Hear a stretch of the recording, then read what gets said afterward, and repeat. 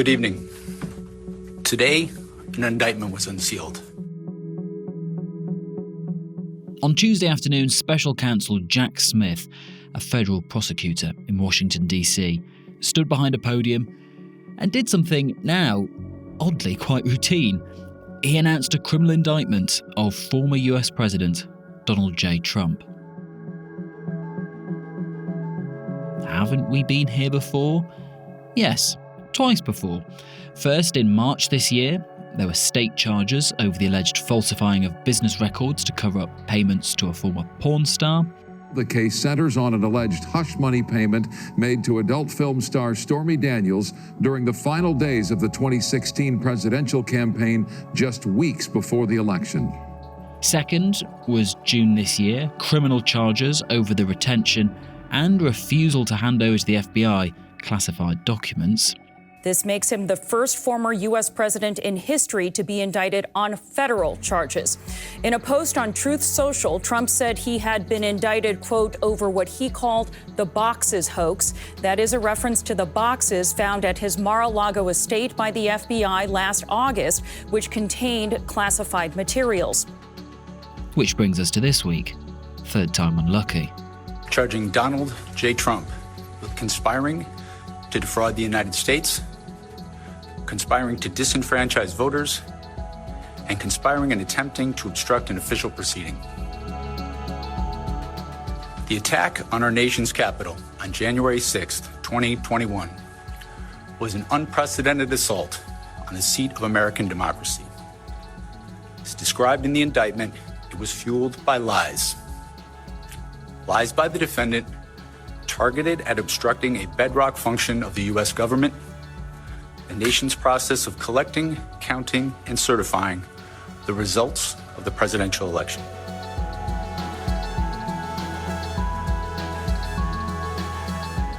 You're listening to Stories of Our Times from The Times and The Sunday Times. I'm Luke Jones. Today, Donald Trump is charged with trying to overturn the 2020 election.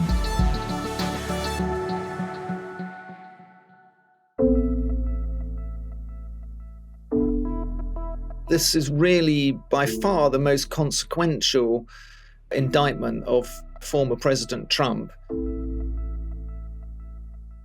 Our guide, once again, through another indictment of Donald Trump, is US editor of The Times and The Sunday Times, David Charter. Let's remember, it is the third criminal indictment that he's facing, and no previous president has faced criminal charges at all. In fact, the only one who's ever been arrested was Ulysses Simpson Grant for going too fast with his horse and cart. But this one is in another league to the other two, which were about hush money payments in Manhattan and retaining classified documents after he left the presidency, for a couple of reasons. One, this is about his behaviour at the crunch point of his presidency. The Manhattan charges relate to his behaviour during the campaign. The retaining documents relate to his behaviour after his presidency. This is how the man behaved while he was president of the United States of America. But moreover, it goes right to the heart of the foundations of American democracy and to really the founding principles of America, which Thomas Paine wrote, that it was a republic where the law is king. And if any man can be above the law, then we don't have a constitutional republic anymore. And that's really what is being felt in America at the moment, that this is an indictment that will test whether the rule of law in America is stronger than partisan politics. And even though we've seen many people go through the courts and even go to prison for what happened on and around January 6th and the Capitol riots, can we say, as shocking as all of this is, that we're surprised that Donald Trump has been dragged in this way? I'm not surprised because he's been under investigation by this special counsel for many months. And when you've seen so many, if you like, foot soldiers of the riot at the US Capitol on January the 6th, 2021, being charged and convicted, over 1,000 arrests in connection with that, and hundreds have got criminal sentences as a result. But they didn't all act spontaneously and separately.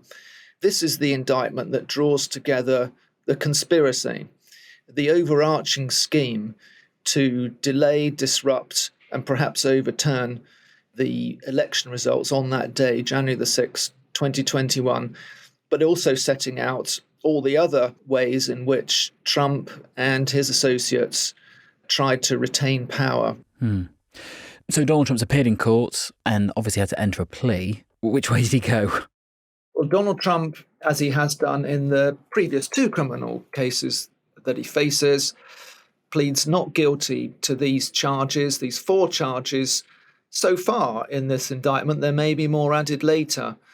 But Donald Trump is not a man to back down. The best form of defense for Donald Trump is attack. So let's get into this actual case then, and the 45-page indictment this time. Take us through the 4 charges, the 4 big charges. So we have 4 charges relating to basically 3 conspiracies. So we have conspiracy to defraud the United States, conspiracy to obstruct an official proceeding, and conspiracy against rights. And that means civil rights of American people to have their votes counted in line with the legal process of an election. And basically over 42 pages of this indictment, the case is laid out in chronological order as Trump leads the attempts in various ways to subvert the election. And that is said to be the summary of the first charge of conspiracy to defraud the United States. And then the other charges follow and basically saying, see the above for details. And the conspiracy that all of these relate to, where does the indictment start the story? When does the conspiracy begin into their mind?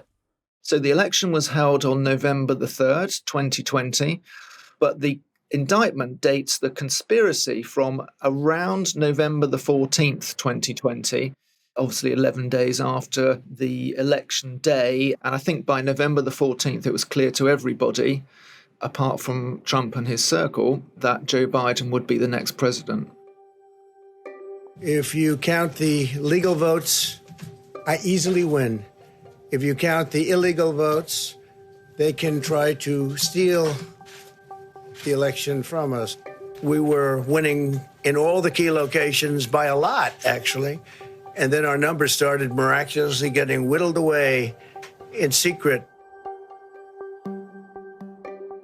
And in terms of trying to fight this and what the conspiracy actually entails, Donald Trump stomping his feet and shouting and saying, this was rigged, I actually won.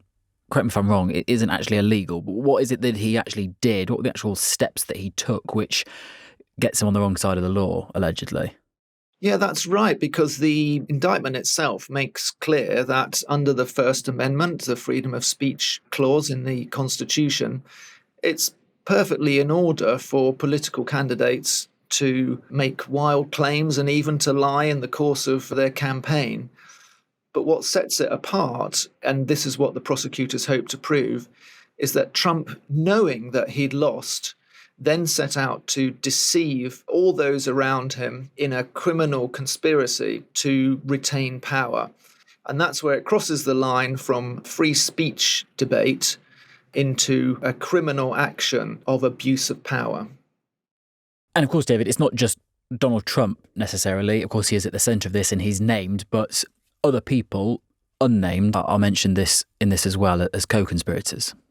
That's right. There are 6 individual co-conspirators, most of whom are quite easy to identify because they had senior roles in the inner circle of the push to overturn the 2020 election. For example, conspirator 1 is pretty clearly Rudy Giuliani, the former New York mayor who became Trump's personal lawyer and really led the legal attempts to claim fraud in different states.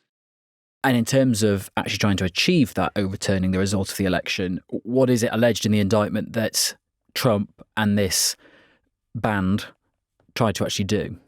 So first of all, let's just recollect how the election works in America, because this is fundamental to the conspiracy. It's not a straight majority of voters that elect the president. It works on a state-by-state basis. So, for example, if a candidate wins the election in the state of Wisconsin, they win 10 electoral college votes. And in Arizona, another swing state, they would win 11 electoral college votes. It's winner takes all in each state, which has a weighted number of votes towards the full electoral college, where 270 votes are needed to win the presidency.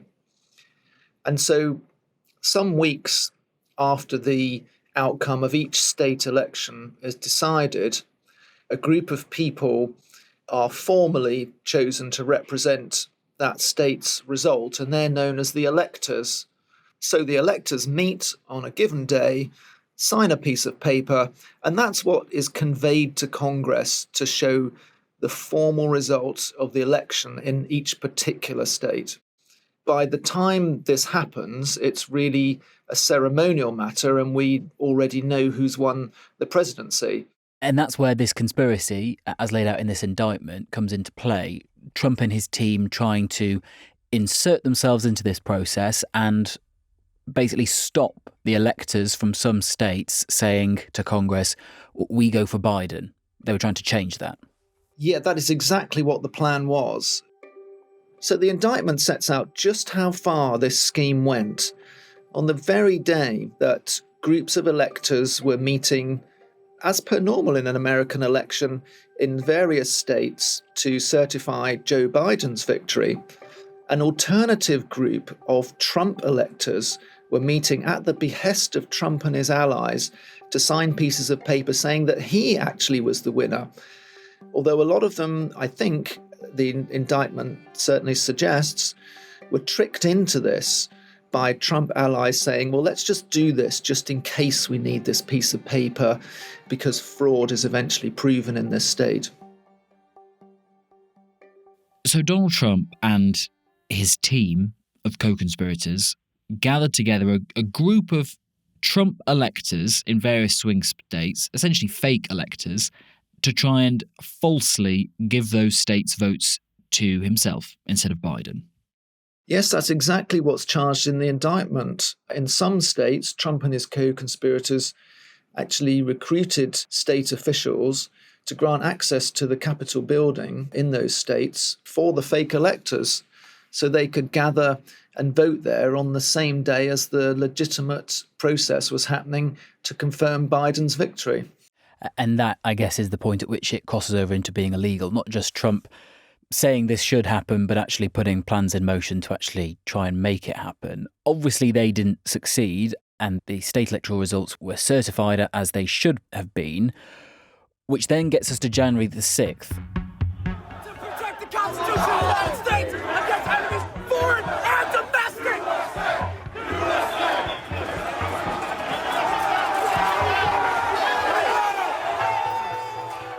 So by the time we get to January the 6th, we've got to another stage of the alleged conspiracy. Our country has had enough. We will not take it anymore, and that's what this is all about. And to use a favorite term that all of you people really came up with, we will stop the steal. By the time Trump stands up to speak to a large crowd of his supporters who've gathered in the US Capitol, he knows that Mike Pence, his vice president, has told him, listen, I cannot stand up in Congress and throw out the votes of various states. It's just not my role. So Mike Pence has told Trump this repeatedly. However, Trump tells the crowd that Mike Pence may do the right thing, and he hopes he does do the right thing, in inverted commas, by sending back the votes of half a dozen swing states. If Mike Pence does the right thing, we win the election. All he has to do, this is from the number one, or certainly one of the top constitutional lawyers in our country. He has the absolute right to do it. This is part of, allegedly, winding up his supporters to believe that there is a credible case that Trump could overturn the election and that Mike Pence will play ball. Obviously, he doesn't play ball, and the violence around the Capitol gets worse and worse. We end up with a situation where members of Congress are barricading themselves in their offices and their staff are in there as well, frightened. People are attacked, people die. Surely, at this point, does Trump's tactics change? So here we get to the final leg of the conspiracy and the obstruction and the denial of civil rights, which is that Trump delayed any attempt to call off the mob long enough to see how things would develop that day. But moreover, he and his allies were trying to contact members of Congress who, of course, were locked down, seeking to hide from marauding Trump supporters. And even at this stage, they were doing their best to try and encourage supporters among the elected members to throw out the results of swing states and to go along with Trump's plan to insert himself as the winner in states that he lost. Even after order has been restored to Congress on the evening of January the 6th, 2021, and they go back in to complete this formal process of declaring Joe Biden's victory, the indictment reveals that co-conspirator one, most likely Rudy Giuliani, is calling members of Congress to try and convince them, based on allegedly false claims of election fraud, to still, at this late stage, to delay the certification of Biden's victory. And it even has a voicemail repeated in the indictment to one United States senator from co-conspirator one saying, "We need you, our Republican friends, to try to just slow it down so we can get these legislatures to get more information to you," referring to the state legislatures. And the voicemail continues, "I know they're reconvening at 8 tonight, but the only strategy we can follow is to object to numerous states and raise issues so that we get ourselves into tomorrow, ideally until the end of tomorrow." Okay, so even after order had been restored to the Capitol on the 6th of January, Trump's team was still contacting people in Congress, trying to get them to delay the confirmation of Biden's victory. And thinking about what you said earlier, the prosecutor is trying to prove that Trump knew that he had lost the election and tried to overturn the results anyway, so that he did all of this knowingly. How on earth do you prove what Trump knew? Throughout this indictment, the prosecutors are at pains to set out how members of Trump's inner circle, who were very senior Republicans, people who desperately wanted him and the Republicans to win the election, were continuously telling him, "Donald, the game is up." Yet in spite of repeatedly being told by his closest advisors that he'd lost the election, the indictment sets out to show that Donald Trump simply carried on, insisting he was the true winner of the 2020 election, all the while knowing this was a lie.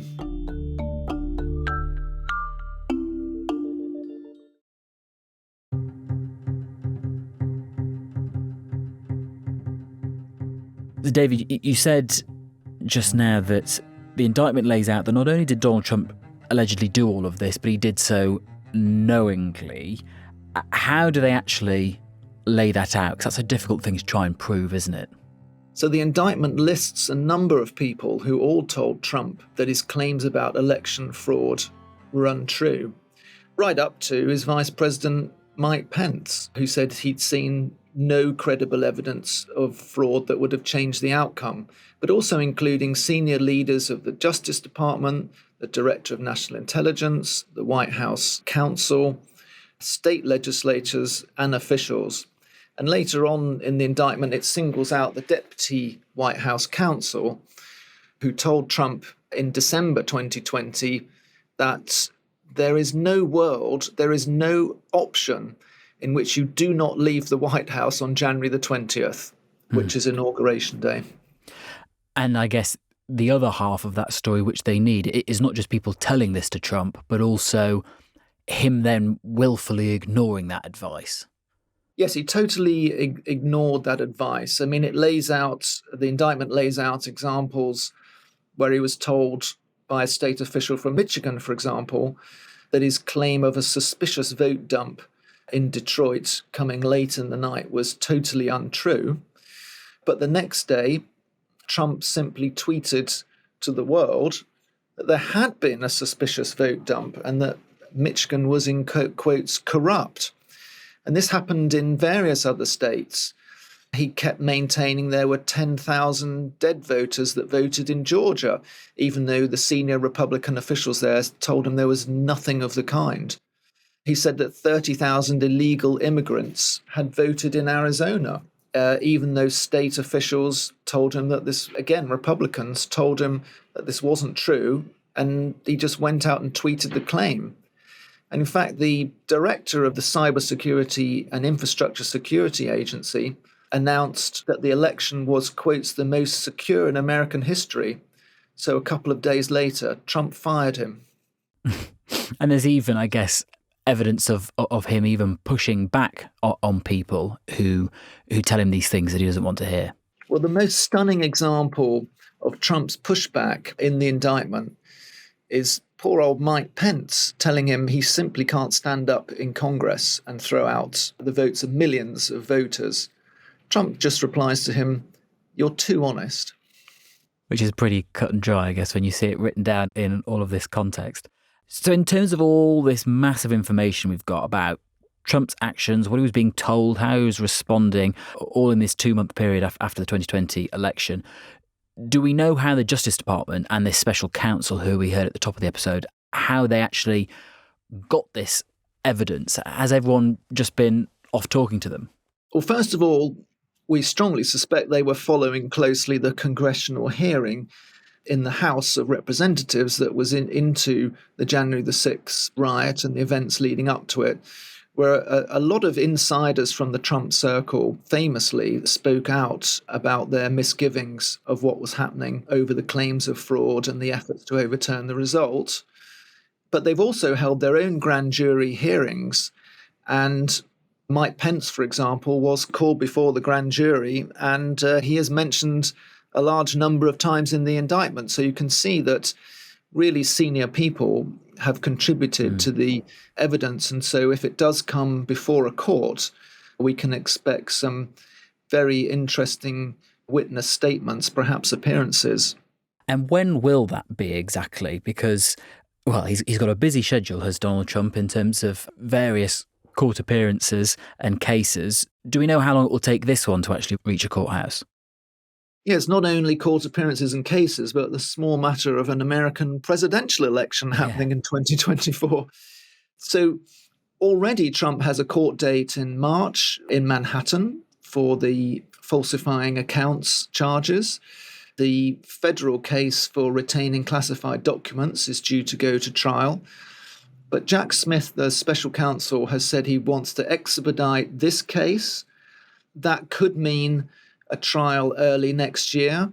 It does seem extraordinary that we could go into a general election on November the 5th, 2024, not knowing whether the main Republican candidate, who's most likely to be Trump, not knowing if he is guilty of these major conspiracy and fraud charges that in this case carry a total of 50 years imprisonment.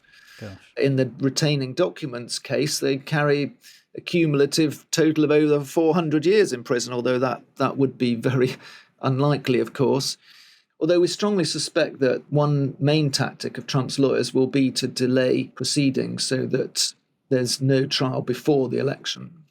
Because is the logic that if he's found guilty of these federal charges and he wins, he could pardon himself? Yeah, this isn't something that was widely discussed by constitutional experts, but of course it's never happened in American history that a president has tried to pardon themselves. But I think the consensus is that the president has such wide-ranging powers of clemency that it is possible for an American president to pardon themselves. So that certainly would be one tactic of his defense team.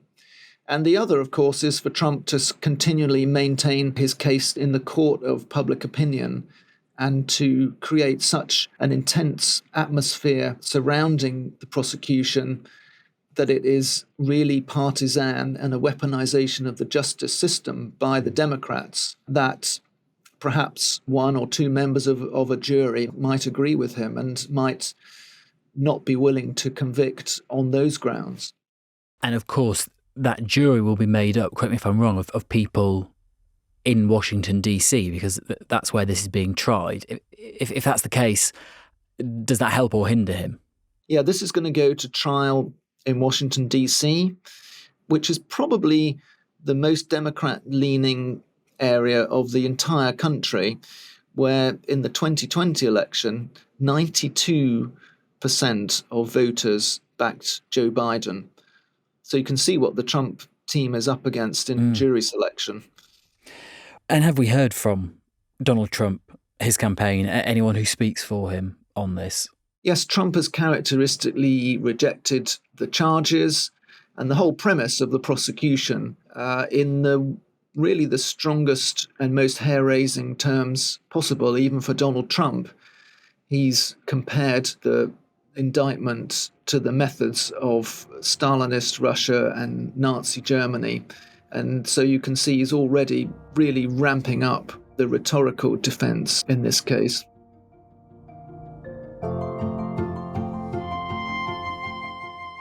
It does seem as the legal net closes around him, Trump is prepared to come out with the most outrageous language to defend himself. And this is why I say it's possibly the most momentous case facing America since the founding of the Republic 247 years ago.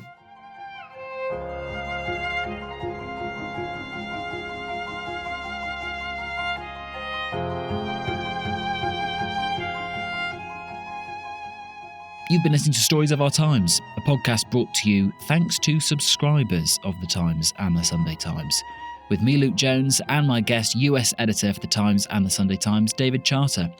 If you're a subscriber, you can read all of David's coverage of this historic moment in US history at thetimes.co.uk, or you can find it in print in the paper. This episode was produced by Taryn Siegel with production help from Priyanka Deladia.